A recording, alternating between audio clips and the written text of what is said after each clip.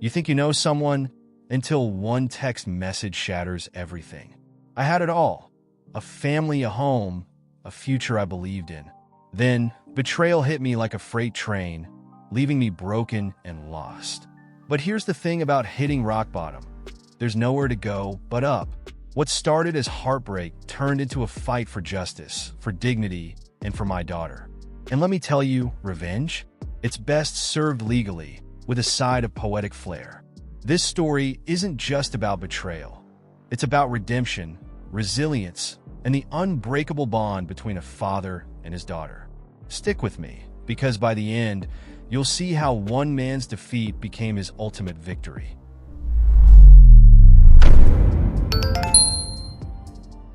I'll never forget the moment it all came crashing down. The text message wasn't meant for me, but there it was glaring on her phone. It wasn't just the words that cut deep. It was the familiarity in them, the tone you'd only use with someone you truly cared about. My chest tightened as I scrolled, confirming my worst fear: betrayal. For years, I thought we were a team, raising a family, sharing a life. But now, the foundation I'd trusted was crumbling beneath me.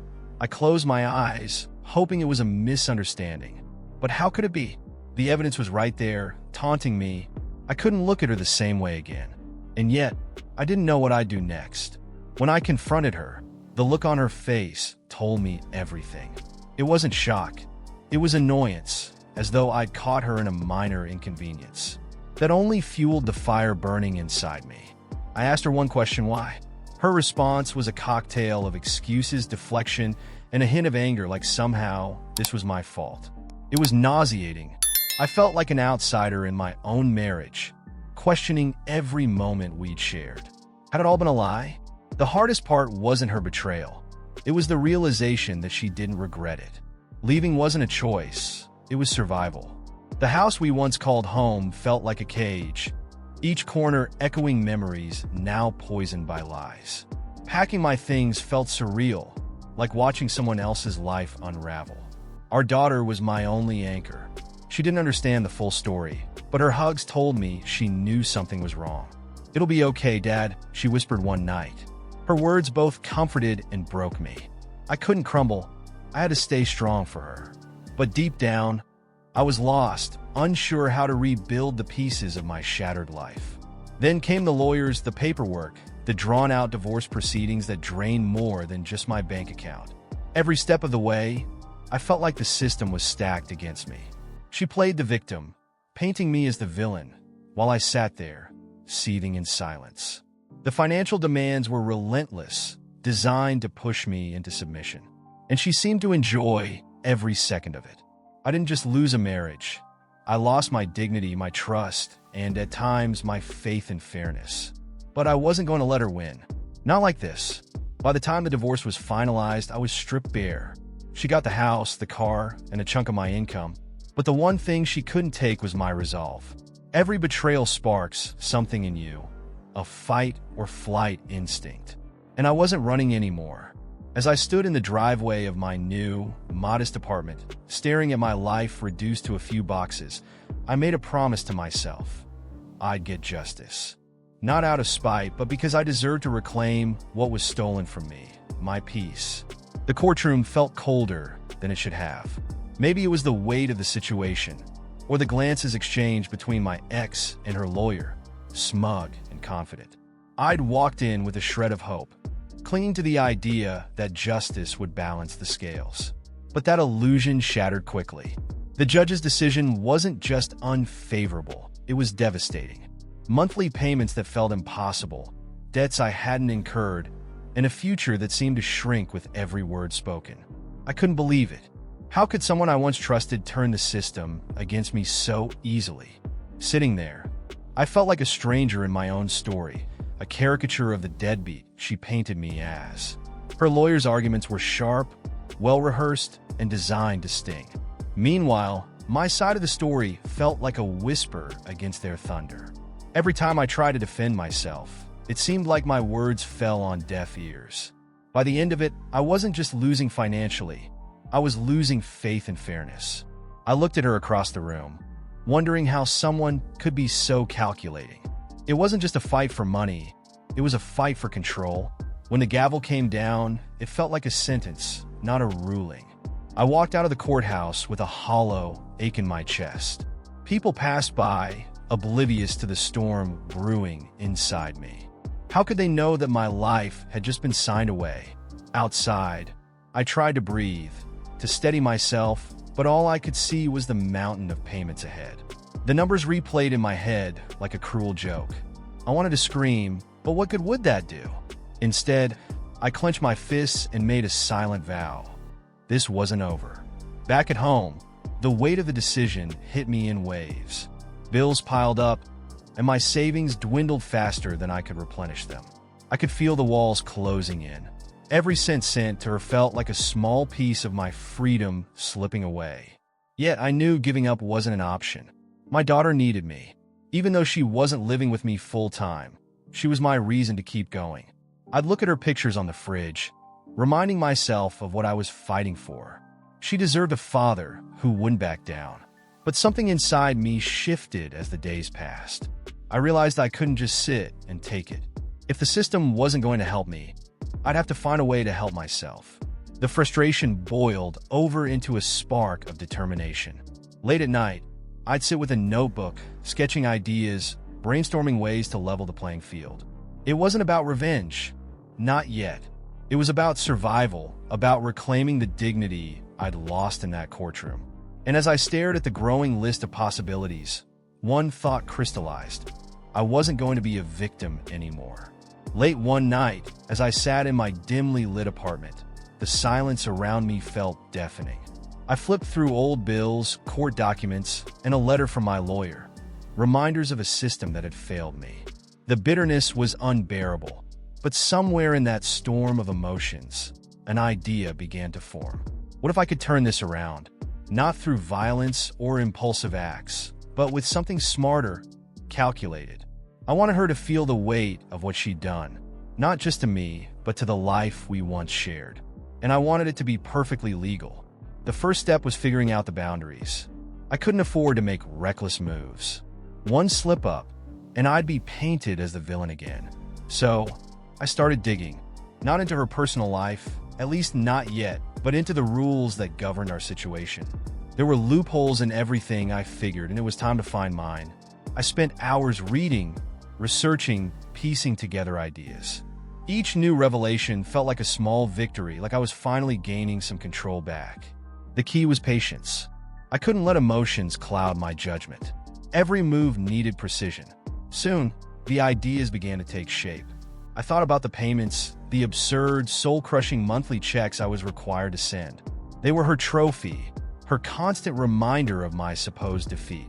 What if I turned that symbol against her? Not out of spite, but as a statement, a delivery method, perhaps one that would show her that I wasn't backing down.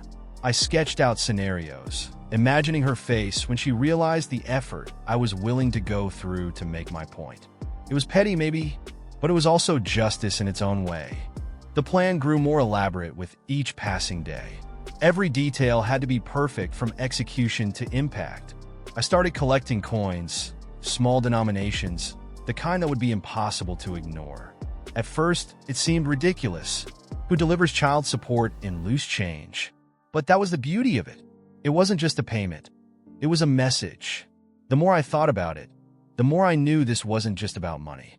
It was about showing her that I wasn't the broken man she believed I'd become. She wanted control, but I was taking it back. As the plan came together, I felt something I hadn't felt in months. Hope. Not just the fleeting kind, but the deep, burning hope that comes with reclaiming your power. The coins stacked higher in my apartment, a tangible symbol of my determination. I kept my daughter out of it. Of course, this wasn't her fight. But every time she smiled at me, I felt a renewed sense of purpose. This wasn't just revenge, it was a way to stand tall again. And as I loaded the final bags of coins, I couldn't help but smile. The first move was mine. She was the one thing that kept me grounded through the chaos, my daughter. Even in the storm of betrayal and legal battles, she remained my constant. Her laughter filled the empty spaces of my new apartment, softening the sharp edges of my reality. We'd sit together on the worn couch, eating takeout, and watching old movies. She didn't ask many questions, but I could see the understanding in her eyes. She knew things weren't right, and somehow, she chose to stand by me. I don't think she'll ever realize how much strength she gave me just by being there. One night, as we were cleaning up after dinner, she stopped and looked at me. "Mom says you're angry," she said, her voice soft but steady. I froze, unsure of how to respond. I didn't want to lie, but I also didn't want to burden her with my bitterness. "I'm hurt," I said finally, "but I'm working through it." She nodded, her maturity far beyond her years. She didn't need me to elaborate. She just needed reassurance that I was still her dad. In that moment, I realized this wasn't just about winning a fight. It was about being someone she could always rely on. As the days passed, she became more involved in my life in ways that felt natural and effortless. She started organizing the chaos in my apartment, giving me subtle nudges to take better care of myself. "This place could use a plant," she'd say, or "you really should eat something that didn't come in a box." It wasn't just her words, it was her presence. She brought life back into a space that felt lifeless. More than that, she reminded me of what mattered most. The coins, the courtroom, the betrayal. None of it compared to being a good father to her. What struck me most was her quiet defiance of her mother. She never spoke ill of her, but her actions said enough. She spent more time with me than she was supposed to, often choosing to stay an extra night or two. I never pushed her. I didn't want to put her in the middle of our conflict. But every time she stayed, it felt like a small victory. Not against my ex, but against the narrative she was trying to create. My daughter saw through it, and her loyalty gave me strength I didn't know I had. The bond we shared became my refuge. Every hug, every conversation, every shared meal reminded me why I was fighting so hard. She was my ally in ways she didn't even realize. When I told her about my plan to deliver the payments in coins, she smirked. "That's kind of brilliant," she said, her eyes sparkling with amusement. She didn't fully grasp the weight of it, but her approval meant everything. In that moment, I knew I wasn't just doing this for myself. I was doing it for us. Together, we were stronger than the chaos that tried to tear us apart. When the delivery day arrived, I felt a mix of nerves and anticipation. The bags of coins were heavier than I imagined, not just physically, but symbolically. Each one represented a piece of my struggle, a visible weight of what I had endured. I loaded them carefully into my car, triple-checking everything. It wasn't just a payment, it was a statement. As I drove to her place, I rehearsed the moment in my mind. Would she laugh? Scream? Call the cops? The possibilities were endless, but I didn't care. This wasn't about her reaction. It was about reclaiming my voice. Arriving at her house, I parked in the driveway, my heart pounding like a drum. The sunlight glinted off the metallic bags as I hauled them out of the trunk. I could feel the neighbors' eyes on me, curious and judgmental, but I didn't flinch. Each step to the door felt like an act of defiance. I rang the doorbell, stepping back just enough to see her expression when she opened the door. At first, she looked confused, then annoyed. "What's this?" she asked, her tone sharp. "Your payment," I said, keeping my voice as steady as I could. Her reaction was exactly what I'd hoped for. First disbelief, then anger. "This is ridiculous," she snapped, gesturing at the bags. "You can't be serious." I stayed calm, watching as she tried to process the situation. "It's all there," I replied, to the penny. Her frustration was palpable, her composure cracking as the realization set in. She couldn't refuse it. It was legally hers. But the inconvenience, the sheer absurdity of counting thousands of coins, was undeniable. I didn't need to say anything else. Her glare said it all. She knew I wasn't going to make this easy for her. As I drove away, I felt an unexpected wave of satisfaction. It wasn't about revenge. It was about standing my ground. For the first time in months, I felt like I had taken control of something. The weight of the coins was gone, but a lighter feeling replaced it. Still, I couldn't shake the thought of what might come next. Would she try to retaliate? Would this escalate into something bigger? The unknown lingered in my mind, but I couldn't bring myself to regret the decision. It wasn't just a payment. It was proof that I wouldn't be silenced. The fallout came quickly. The story spread like wildfire, starting with the neighbors who'd seen it happen. Soon, whispers turned into social media posts, and the tale of the petty coin payment gained traction. Friends and acquaintances chimed in, some siding with her, others applauding me. I wasn't proud of the attention, but I couldn't ignore the shift in dynamics. She was no longer the untouchable figure she'd tried to be. The cracks were showing, and I could see it rattled her. This wasn't the end, but it was a start, and I knew I'd need to be ready for whatever came next. It didn't take long for the consequences to catch up with me. A few days after the coin delivery, a knock on my door turned my stomach. 2 officers stood there, their expressions unreadable. "You're being taken in," one of them said. I didn't even argue. I knew exactly why they were there. She had made good on her threats, twisting the situation to paint me as the bad guy once again. As the cuffs clicked around my wrists, I caught a glimpse of my reflection in the window. I didn't look defeated. I looked determined. Jail wasn't as dramatic as I'd imagined, but it gave me plenty of time to think. In that small, bare cell, the reality of my actions sank in. I didn't regret what I'd done, but I realized it wasn't enough. If I wanted to truly win this fight, I needed to be smarter, more strategic. Anger wasn't enough. It had to be controlled, channeled. As I sat there, staring at the cracks in the wall, ideas began to form. She thought she had silenced me by sending me here, but she didn't realize she'd given me time to plan. The guards were polite but distant, and the other inmates kept to themselves. It was a strange kind of solitude, one that forced me to confront my own thoughts. I replayed every decision I'd made, every argument, every betrayal. Slowly, the pieces of a new plan began to come together. This time, it wasn't about petty gestures or public humiliation. It was about dismantling the power she thought she had. If she wanted to play dirty, I'd meet her on her level, but with precision and purpose.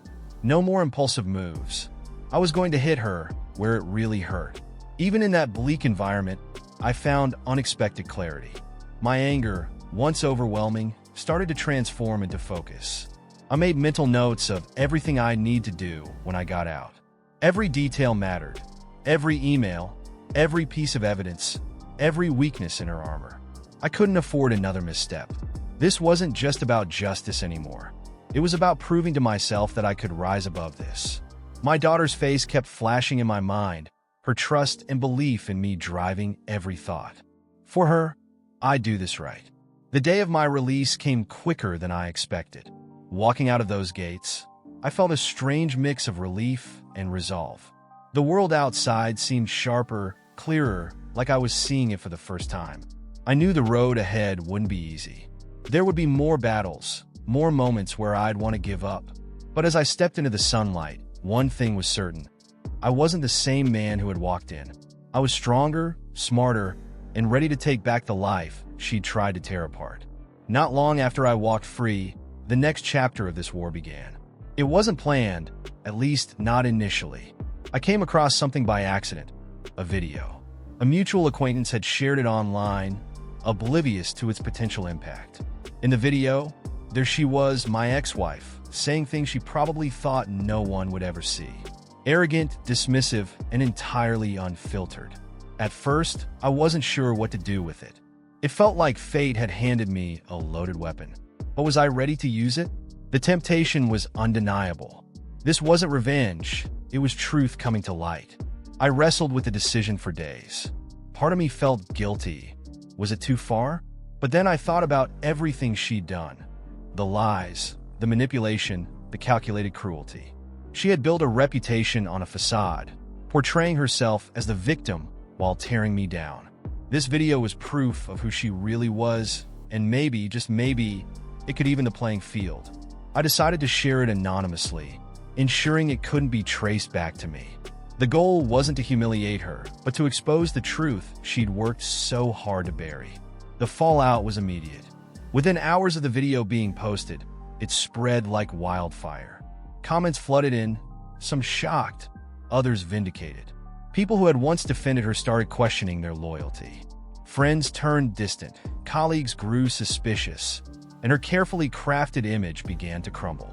I watched from the sidelines, not with glee, but with a sense of justice. For once, The world could see the side of her I had been dealing with for years. It wasn't about destroying her. It was about reclaiming my narrative. Finally, people were starting to see the truth. Of course, she fought back. I wasn't surprised when her lawyer sent me a letter, accusing me of defamation and threatening legal action. But they couldn't prove anything. I had been careful, leaving no trace of involvement. Her panic only confirmed what I already knew. She was losing control. That video wasn't just a glimpse into her character. It was a mirror she couldn't avoid. Watching her scramble to contain the damage felt like the first real victory I'd had in months. But I knew this wasn't the end. She'd try to retaliate, and I had to be ready. As the dust settled, I began to notice a shift in my own perspective. This wasn't about her anymore, it was about me. Her downfall was satisfying, yes, but it didn't erase the pain she'd caused. What mattered now was what I did next. The video had served its purpose, but it was time to focus on the bigger picture. My future, my daughter, and the life I wanted to rebuild. For the first time in a long time, I felt like I was back in control. The game wasn't over, but the rules had finally changed in my favor. Through all the chaos, my daughter remained my unwavering ally. She was more than just a source of comfort. She became my partner in navigating this mess. One evening, as we sat at the kitchen table over cups of hot chocolate, she asked, "What's next, Dad?" Her tone was calm but curious, as if she was ready to be part of the solution. I hesitated, unsure how much to share, but her steady gaze told me she could handle the truth. For someone so young, she carried an emotional strength that inspired me. I realized I didn't have to fight alone. She began helping in small but impactful ways. Whether it was organizing paperwork, brainstorming strategies, or just being a sounding board for my frustrations, her presence was invaluable. She even took it upon herself to challenge the narrative her mother was spinning. "I know what's real," she'd say with quiet conviction, brushing off the rumors. Her loyalty wasn't just comforting, it was empowering. Watching her navigate the situation with grace made me want to do better, not just for myself, but for her. She deserved a father who didn't just survive, but thrived. One day, she surprised me with an idea. "Why don't we start over?" she said, her voice light but serious. "We could make something new, just us." At first, I dismissed it as a child's optimism, but the more I thought about it, the more sense it made. Why cling to the past when we could build a better future? Her vision sparked something in me, a desire to focus not on revenge, but on redemption. It wasn't about erasing what happened. It was about creating something stronger in its place. Together, we could turn this nightmare into an opportunity. Her role in my life shifted from daughter to confidant, though I never forgot that she was still a kid. I tried to shield her from the worst of it, but she was more perceptive than I gave her credit for. "You're doing great, Dad," she'd say out of the blue, her words filled with sincerity. Those simple moments reminded me why I was fighting so hard. It wasn't about winning against my ex anymore. It was about being the kind of father she could look up to, someone who turned adversity into strength. In the end, she gave me more than just support. She gave me purpose. Every time I felt like giving up, her belief in me pulled me back. She didn't just stand by me. She stood with me, unshaken by the chaos around us. The bond we shared became a foundation I could lean on, even in the darkest moments. As I looked at her one evening, quietly focused on her homework, I realized how much she'd grown, how much we'd grown together. She wasn't just my daughter, she was my greatest ally, and together, we were unstoppable. The courtroom felt heavier than before, the air thick with tension. I sat at the defendant's table, my heart pounding as the proceedings began. This was the moment everything had been building toward. My ex-wife sat across from me, her lawyer poised and confident, ready to strike. But this time, I wasn't unprepared. I had spent weeks gathering evidence, compiling facts, and building a case that would finally reveal the truth. As the judge entered and the room fell silent, I felt a strange calm settle over me. Today wasn't about anger, it was about justice. As the testimonies began, her carefully crafted narrative started to unravel. My lawyer presented documents, emails, and financial records that painted a very different picture of her innocence. She shifted uncomfortably in her seat, her expression betraying a crack in her confidence. For the first time, the spotlight wasn't on me as the antagonist. It was on her. The questions grew sharper, more pointed, and her answers less convincing. Every stumble she made felt like a small victory, not out of spite, but because the truth was finally coming to light. When it was my turn to speak, I focused on the facts. I kept my voice steady, my words clear. I spoke not as a victim, but as a father fighting for his dignity and his daughter's future. The judge's eyes stayed fixed on me, nodding occasionally as I laid out my side of the story. It wasn't easy reliving the betrayal, the manipulation, and the months of struggle. But I didn't falter. My daughter's presence in the gallery was my anchor, her quiet support giving me the strength to keep going. The turning point came when a witness, one of her former friends, took the stand. They revealed details about her actions that left the room in stunned silence. It was the kind of testimony that couldn't be ignored, the final piece that shifted the tide in my favor. My ex-wife's lawyer scrambled to regain control, but it was too late. The judge's expression hardened, and I knew the scales of justice were tipping. For the first time, I saw fear in her eyes, a realization that her lies were crumbling around her. As the judge announced the decision, relief washed over me. The financial burden was lifted, and the custody arrangement was reevaluated in my favor. It wasn't a complete victory, but it was enough to feel like I had finally been heard. Walking out of the courtroom, I felt lighter, freer. My daughter hugged me tightly, her smile brighter than I'd seen in months. This wasn't just a win in court. It was a step toward rebuilding our lives. And as we walked into the sunlight together, I knew the fight had been worth it. The days following the court decision felt surreal. For the first time in what seemed like forever, I could breathe without the weight of despair crushing me. I woke up in my small apartment, sunlight streaming through the windows, and for once, it didn't feel like a reminder of all I'd lost. It felt like a fresh start. The silence wasn't empty, it was peaceful. I looked at the stacks of papers I no longer needed and thought about all the nights I'd spent agonizing over them. Those battles were over now, and I had come out stronger. My daughter's laughter filled the space, a reminder of what truly mattered. We spent our days rebuilding routines, finding joy in the simple things. Sunday breakfasts, long walks, silly jokes. Things that had been overshadowed by chaos now felt precious. "You seem happier, Dad," she said one afternoon, her voice light and full of warmth. I nodded, knowing she was right. The bitterness that once consumed me had begun to fade, replaced by something I hadn't felt in a long time. Hope. This wasn't just the end of a fight. It was the beginning of something better. Still, there were moments when the past crept in, uninvited. A song on the radio, a photo tucked away in a drawer. Reminders of what had been and what had been lost. But instead of dwelling on it, I chose to see them as lessons. They were scars, yes, but they were also proof that I had survived. Each one told a story of resilience, of finding strength when I thought I had none. I wasn't the same person I'd been when this all started. And that was okay. Growth isn't always easy, but it's always worth it. As time went on, I found myself focusing less on the pain and more on the possibilities ahead. My daughter and I started making plans. Not grand ones, but meaningful ones. A weekend trip, redecorating the apartment, trying a new hobby. They weren't just distractions. They were steps toward a new life. One that wasn't defined by betrayal or revenge, but by healing and rebuilding. Every laugh, every shared moment, was a brick in the foundation of that new beginning. And with each one, I felt closer to the person I wanted to be.